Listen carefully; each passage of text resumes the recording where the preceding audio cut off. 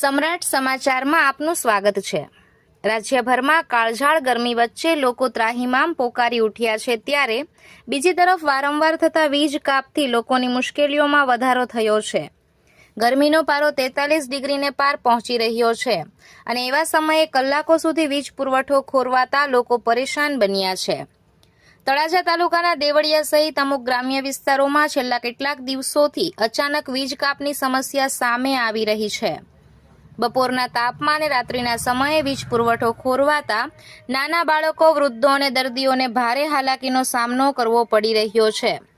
ગરમીના કારણે લોકો ઘરમાં પંખા અને કુલરનો સહારો લેતા હોય છે, પરંતુ વીજ કાપ થતાં લોકો રસ્તા અને ઓટલા ઉપર સમય પસાર કરવા મજબૂર બન્યા છે।